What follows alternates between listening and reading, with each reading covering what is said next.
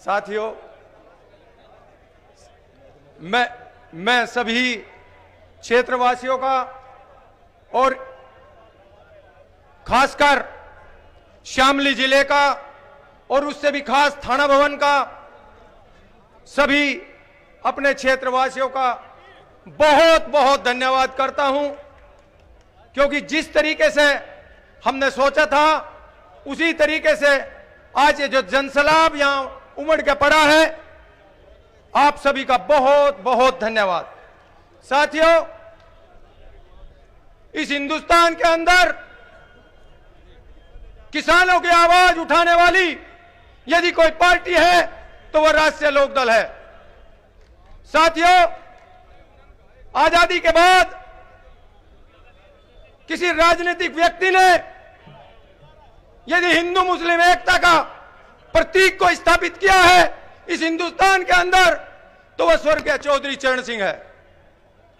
साथियों, जो भाईचारा स्वर्गीय चौधरी चरण सिंह स्थापित करके गए थे, हमें उस भाईचारे को आगे बढ़ाना है। और यह बिल्कुल सही बात है, हम सब के मसीहा स्वर्गीय चौधरी चरण सिंह ने इस इलाके को एक अलग पहचान दी है। हमारे यहां ये जो बिल्डिंगें खड़ी हुई हैं, ये जो खेत लहला रहे हैं, ये स्वर्गीय चौधरी चरण सिंह की देन है। लेकिन साथियों, स्वर्गीय अजीत सिंह का संघर्ष भी किसानों के साथ जो रहा, वो एक इतिहास रच कर गया और वो एक काबिल तारीफ है। साथियों, आज हमारे ऊपर, इन किसानों के ऊपर जो 3 काले कानून थोपे जा रहे हैं, उसके संघर्ष की लड़ाई, यह बिल्कुल सही है कि आदरणीय चौधरी राकेश टिकैत और आदरणीय चौधरी नरेश टिकैत लड़ रहे हैं। लेकिन इस 3 कानूनों के खिलाफ जन जन की आवाज आदरणीय चौधरी जैन सिंह ने बनाई है। साथियों, आज हमारे बीच में चौधरी जैन सिंह आने वाले हैं और वो नौजवान शानदार, जानदार, ईमानदार और इन किसानों की धड़कन है।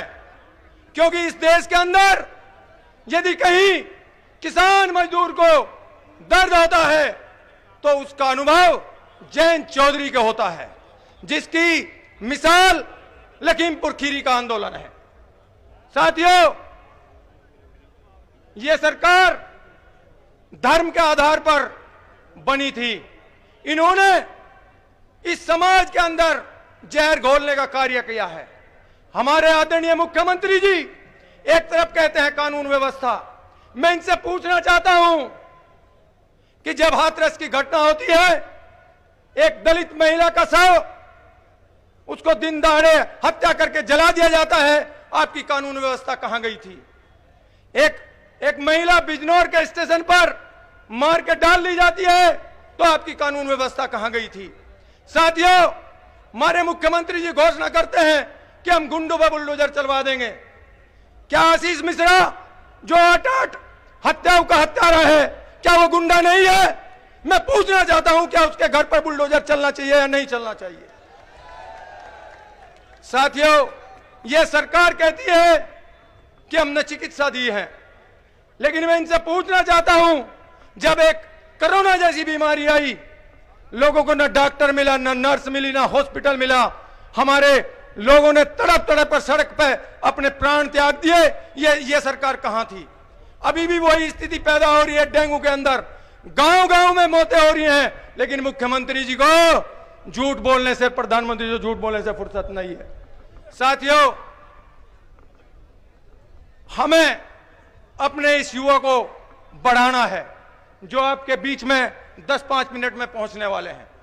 वो आपके किसानों की धड़कन है, युवाओं की धड़कन है, और उनका सम्मान यदि आप बढ़ाओगे, जिस टाइप से आज आपने हजूम दिखाकर यहां अपने युवा नेता का सम्मान बढ़ा है, आदरणीय चौधरी जैन सिंह का सम्मान बढ़ा है, आने वाले 2022 की पटकथा लिख दी है। इससे जाहिर होता है कि आने वाले 2022 में इस भाजपा सरकार को यह जनता उखाड़ फेंकेगी। साथियों, कहने को बात बहुत लंबी है, लेकिन मैं एक बात और, एक पॉइंट और कहना चाहता हूं। यहाँ के मंत्री जी ये कहते हैं कि भाई हम तो गन्ना गिरवाने का ठेका लेते हैं, पेमेंट देने का ठेका नहीं लेते। मैं मंत्री जी को यह कहता हूं कि हमने भीख नहीं मांग रखी, हमने गन्ना दे रखा है। और यदि आप देने की हिम्मत नहीं रखते तो 2022 में जिस प्रकार से भोरड़ मारा गया, नहीं भोरड़, इस प्रकार से भोरड़ मार देंगे, अपना पेमेंट लेकर आएंगे। जय हिंद, जय भारत।